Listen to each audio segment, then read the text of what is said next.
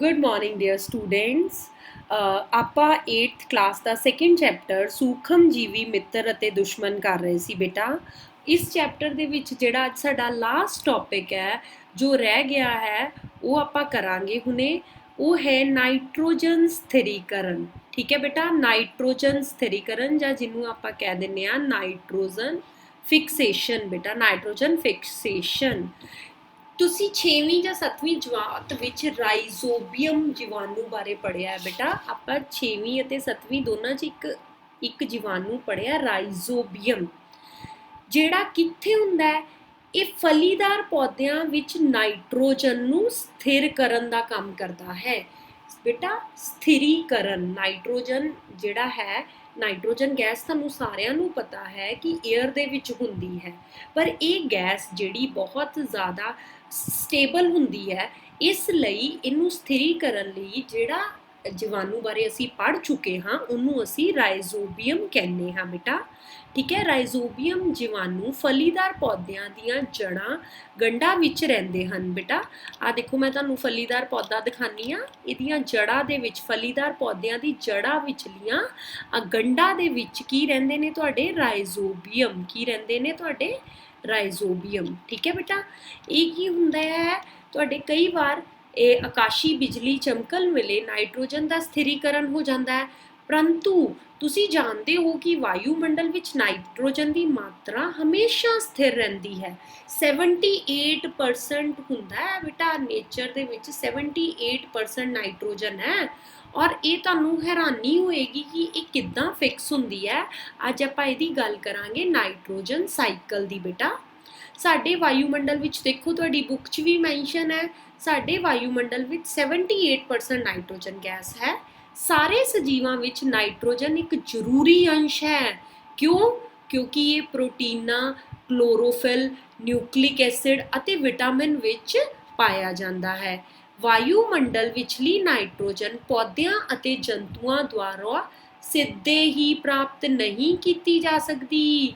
ਸਿੱਧੇ ਕਿਉਂ ਨਹੀਂ ਪ੍ਰਾਪਤ ਕੀਤੀ ਜਾ ਸਕਦੀ? ਕਿਉਂਕਿ ਇਹ ਸਟੇਬਲ ਹੈ ਬੇਟਾ।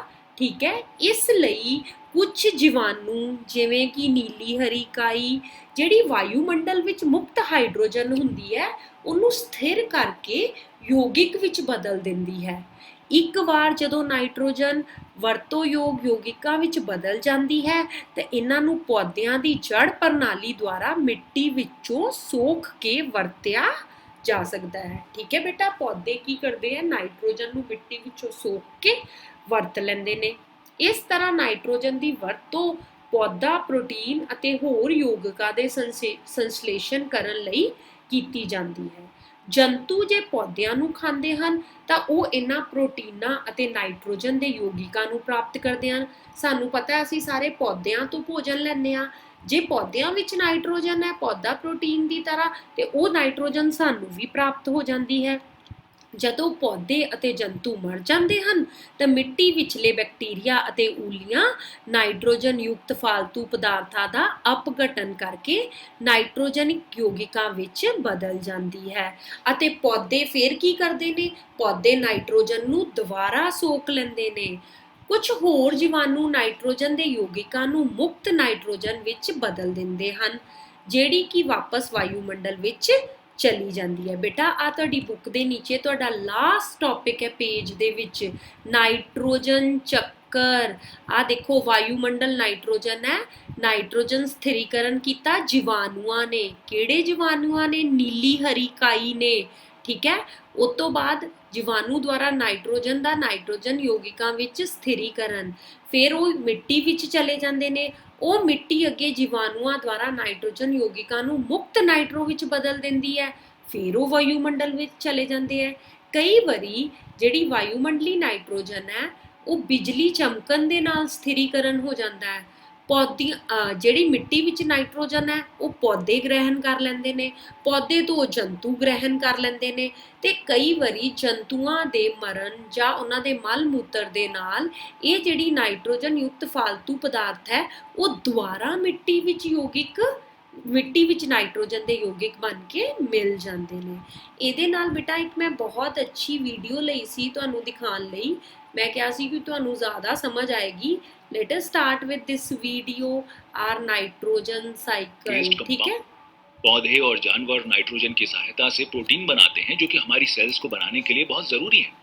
हमारे आसपास की हवा का 78% भाग नाइट्रोजन है, लेकिन न तो पौधे देखो ਇਹਨਾਂ ਨੇ ਵੀ ਤੁਹਾਨੂੰ ਇਹ ਦੱਸਿਆ ਕਿ ਜਿਹੜੀ 78% 78% ਜਿਹੜਾ ਭਾਗ ਹੈ ਉਹ ਨਾਈਟ੍ਰੋਜਨ ਦਾ ਹੈ।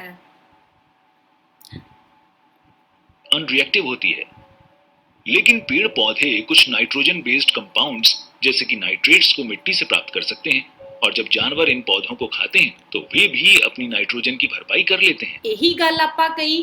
देखो बेटा इच पौधे बने हुए है, पौधਿਆਂ ने ਜਿਹੜੇ ਹੈਗੇ ਮਿੱਟੀ ਤੋਂ ਨਾਈਟ੍ਰੋਜਨ ਡਾਇਰੈਕਟ ਨਹੀਂ ਲੈ ਸਕਦੇ, ਉੱਤੇ ਉਹਨਾਂ ਨੇ ਰੈੱਡ ਪਾਤਾ NO3 ਨਾਈਟ੍ਰੇਟਸ ਲੈਂਦੇ ਨੇ ਤੇ ਉਹੀ ਨਾਈਟ੍ਰੇਟਸ ਜਦੋਂ ਆ ਤੁਹਾਡੇ ਕੋਲ ਇੱਕ ਪਸ਼ੂ ਬਣਿਆ ਉਹ ਖਾਂਦਾ ਹੈ, ਉਹਦੇ ਪੇਟ 'ਚ ਉਹਨਾਂ ਨੇ ਪੌਦਾ ਦਿਖਾਇਆ ਹੈ, ਉਹ ਖਾਂਦਾ ਹੈ ਤੇ ਉਹ ਵੀ ਨਾਈਟ੍ਰੋਜਨ ਨੂੰ ਪ੍ਰਾप्त कर ਲੈਂਦਾ है।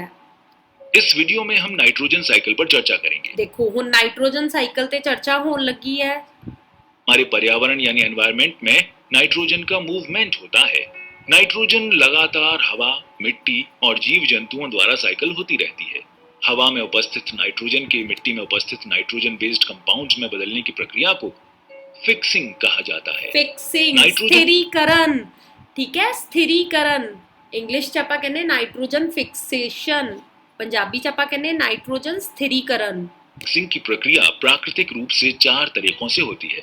नंबर 1, मिट्टी में उपस्थित नाइट्रोजन फिक्सिंग बैक्टीरिया हवा की नाइट्रोजन को नाइट्रेट्स में बदल देते हैं, जिन्हें पौधे आसानी से एब्जॉर्ब कर लेते हैं। बैक्टीरिया की करता है, ਜਿਹੜੀ हवा वाली नाइट्रोजन है ਉਹਨੂੰ ਮਿੱਟੀ ਦੇ ਵਿੱਚ ਫਿਕਸ ਕਰ ਦਿੰਦਾ है। लेग्यूम फैमिली के कुछ सदस्यों जैसे कि मटर, बीन्स और क्लोवर की जड़ों की गांठों में ये नाइट्रोजन फिक्सिंग बैक्टीरिया उपस्थित रहते हैं। नंबर 2, मिट्टी में रहने वाले डिकम्पोजर्स जानवरों के मल और मरे हुए ऑर्गेनिजम्स को विघटित करके नाइट्रोजन को अमोनिया के रूप में रिलीज करते हैं। अमोनिया पहले नाइट्राइट में बदलती है और फिर मिट्टी में रहने वाले नाइट्रीफाइंग बैक्टीरिया इसे नाइट्रेट में बदल देते हैं।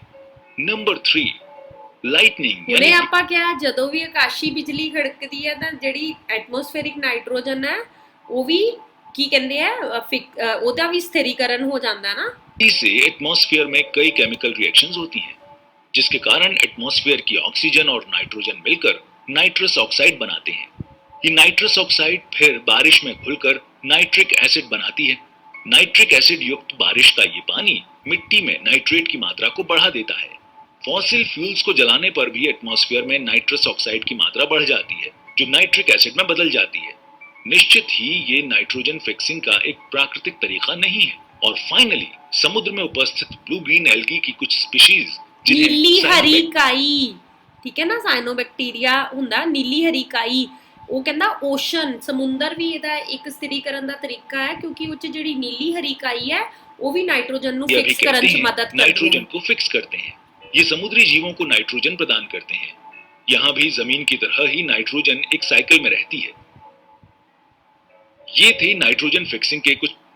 बेटा इस 4 तरीकों ਨਾਲ ਜਿਹੜੀ एटमॉस्फेरिक नाइट्रोजन है वो फिक्स हो जाती है। प्राकृतिक तरीके नाइट्रोजन फिक्सिंग का लगभग 30% भाग फर्टिलाइजर बनाने के लिए यूज किए जाने वाला हेबर प्रोसेस कवर करता है। हाँ देखो नाइट्रोजन बहुत ज्यादा इंपॉर्टेंट है। किदे विच इंपॉर्टेंट है बेटा? नाइट्रोजन इंपॉर्टेंट है ਤੁਹਾਡਾ ਜਿਹੜਾ ਆਪਾਂ ਬਣਾਉਂਦੇ ਆ ਫਰਟੀਲਾਈਜ਼ਰ, ਰਸਾਇਣਿਕ ਪਦਾਰਥ, ਠੀਕ ਹੈ। ਇਸ ਦੇ ਨਾਲ ਹੀ ਤੁਹਾਡਾ ਇਹ ਚੈਪਟਰ ਜਿਹੜਾ ਉਹ ਫਿਨਿਸ਼ ਹੁੰਦਾ ਹੈ। बहुत ਜਿਹੜੇ शब्द ਆਪਾਂ ਇਹ 'ਚ ਪੜ੍ਹੇ, ਕਾਈ ਪੜ੍ਹਿਆ, ਐਂਟੀਬਾਇਓਟਿਕ ਪ੍ਰਤੀਜੀਵਕ ਪੜ੍ਹਿਆ, ਪ੍ਰਤੀਪਿੰਡ ਪੜ੍ਹੇ, ਐਂਟੀਬਾਡੀਜ਼, जीवाणु ਪੜ੍ਹੇ, ਵਾਹਕ ਪੜ੍ਹੇ, ਛੂਤ ਦੇ ਰੋਗ ਪੜ੍ਹੇ, ਖਮੀਰਨ ਪ੍ਰਕਿਰਿਆ ਪੜ੍ਹੀ ਅਸੀਂ। ਬੇਟਾ ਬਹੁਤ ਕੁਝ ਤੁਸੀਂ ਸਿੱਖਿਆ ਕਿ ਜਿਹੜੇ ਸੂਖਮ ਜੀਵੀ ਹੈ ਇੰਨੇ ਸੂਖਮ ਹੈ ਕਿ ਉਹਨਾਂ ਨੂੰ ਆਪਾਂ ਨੰਗੀ ਅੱਖ ਨਾਲ ਨਹੀਂ ਵੇਖ ਸਕਦੇ, है ना। उस तो बाद आप एक सैली, बहुसैली पढ़े, विषाणु पढ़े, जीवाणु पढ़े, ठीक है। और बहुत कुछ रिलेट किया आप अजकल दे कोविड 19 दे नाल ਆਪਾਂ ਰਿਲੇਟ ਕੀਤਾ ਇਸ ਚੈਪਟਰ ਨੂੰ, ਠੀਕ ਹੈ ਨਾ। ਨਾਈਟ੍ਰੋਜੇਸ਼ਨ ਫਿਕਸੇਸ਼ਨ ਅੱਜ ਆਪਾਂ ਪੜ੍ਹੀ, ਫਿਰ ਆਪਾਂ ਬੇਟਾ ਪਾਸ਼ਚੀਕਰਨ ਪੜ੍ਹਿਆ, ਔਰ ਉਹਨਾਂ ਨਾਲ ਰਿਲੇਟ ਹੀ ਤੁਹਾਡਾ ਨੀਚੇ ਅਭਿਆਸ ਹੈ ਜਿਹੜਾ ਤੁਸੀਂ ਆਪ ਕਰਕੇ ਅੱਜ ਮੈਨੂੰ ਕਾਪੀਆਂ ਤੇ ਭੇਜਣਾ ਹੈ। ਲੈਸਨ ਨੂੰ ਪੜ੍ਹਨਾ ਹੈ, ਹੁਣ ਤਾਂ ਤੁਹਾਨੂੰ ਬੁੱਕਸ ਵੀ ਮਿਲ ਜਾਣੀਆਂ, ਠੀਕ ਹੈ ਬੇਟਾ। Okay, all the best, try to do the exercise, good bye.